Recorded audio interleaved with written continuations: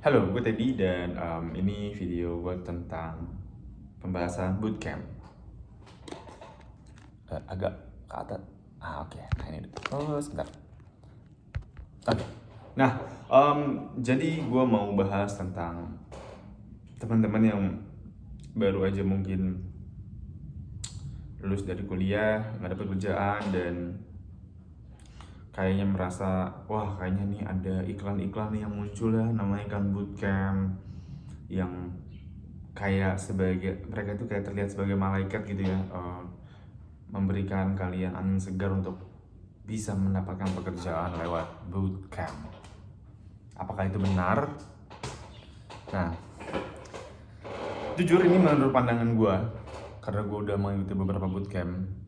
Jujur aja, sebetulnya menurut gue secara pribadi bootcamp itu terlalu marketingnya terlalu apa ya?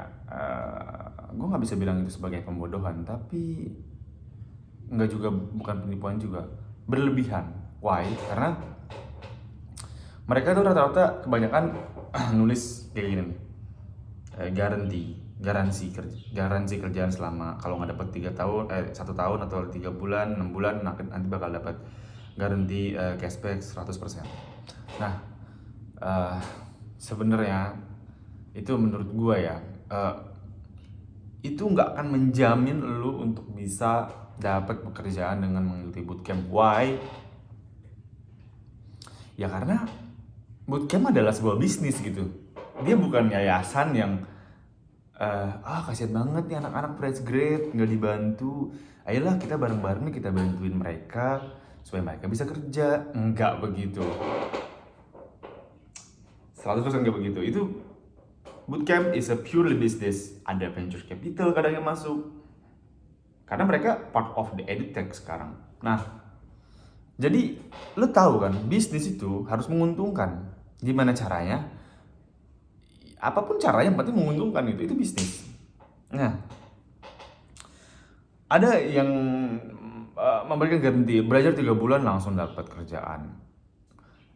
Ada sih yang kayak gitu memang, tapi di saat tech winter seperti ini, keuangan surut, jadi pendanaan kepada startup itu mulai berkurang dan investor itu selektif dalam memilih startup. Kalau dulu yang penting mau startup abal-abal, bisnis modelnya nggak jelas, cara mereka dapat profitnya nggak jelas, cuma ngandelin vanity metric, itu startup pasti diinjek duit miliaran USD. Sesimpel itu, bikin aja PPT yang bagus, kita juga pasti didatengin investor, bahkan mereka mau naruh uangnya. Nah, tapi sekarang itu semua udah nggak bisa.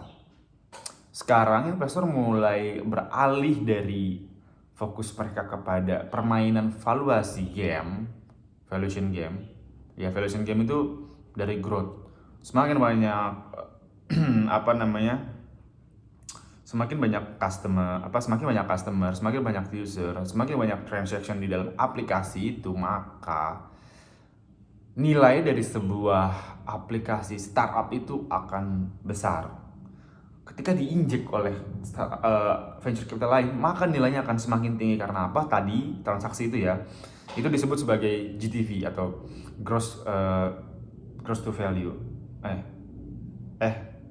Bukan. Pokoknya intinya ada GTV, GMV atau apapun itu namanya. Intinya nilai transaksi di dalam aplikasi, di dalam perusahaan itu ya, itu meningkat.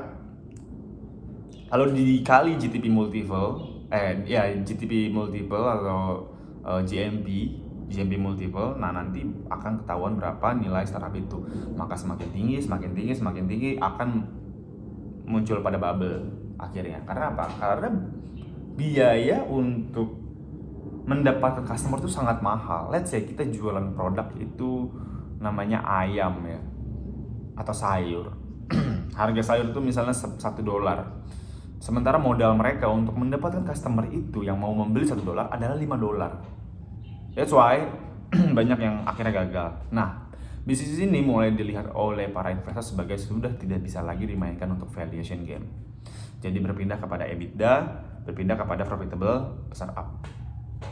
Nah, Itu dia. Makanya dulu itu mungkin waduh, bahkan sebenarnya ya ketika lu nggak ikut bootcamp pada saat itu tapi lu punya knowledge itu sudah cukup. Kalau sekarang lu mau ikut bootcamp 3 bulan, 6 bulan, setahun, 2 kali bootcamp, 3 kali bootcamp, itu very selective kalau mau bisa dapat di suatu perusahaan. Karena apa? Mereka fokus pada experience lo dalam bekerja, kemampuan critical thinking dan problem solving lo, dan lu bakal bersaing dengan orang-orang yang kena layoff juga.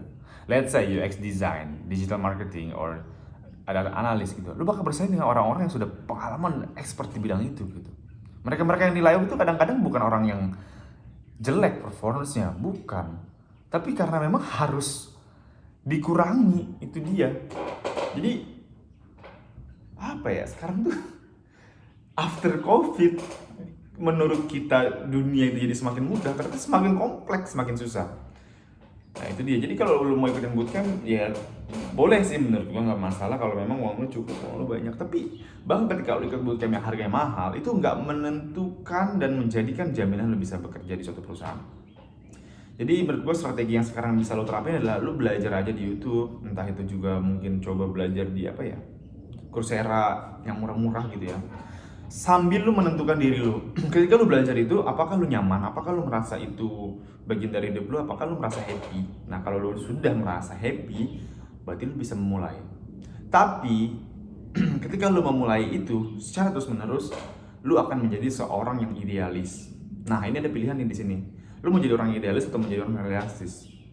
Kalau idealis, lu keep it up with your choice gitu. Atau kalau lu mau realistik, ya lu kerja apa aja dulu lah ya, sambil lu apply di bagian yang memang jadi bagian dari diri lu. Ketika itu kenapa harus begitu? Karena supaya menghindari yang namanya impostor syndrome. Jadi lu merasa bersalah, lu merasa kok gue kayaknya buruk banget ya, gue gak dapet pekerjaan di bidang apa yang gue mau gitu. Itu sebetulnya bukan karena lu buruk, tapi karena kesempatannya itu sangat kecil. Chance-nya kecil banget. Karena ini winter gitu. Meskipun gue yakin di 2025 mendatang gitu ya, semua industri tech company sudah mulai membaik karena teknologi itu terus maju ke depan. Pasti akan ada peluang dan change buat kita. Entah itu namanya berubah nanti, entah itu jadi misalnya di kita marketing jadi marketing spesialis digital, atau UX design nanti berubah namanya jadi product designer dan lain-lain lah ya. Nah, tapi itu change masih ada. Cuma sambil menunggu change itu nggak ada salahnya sih buat kita coba cari yang lain gitu. Dan jangan pernah putus asa, terus coba keep it up sambil berdoa. Oke, mungkin itu aja dari gua share kali ini. Gue juga bikin share dalam bahasa Inggris untuk semacam gue bisa belajar bahasa Inggris dan bisa fluence di orang-orang gitu ya, di ruang publik media sosial ini gitu. Thank you, itu aja video dari gue kali ini dan selamat berjuang. Bye bye.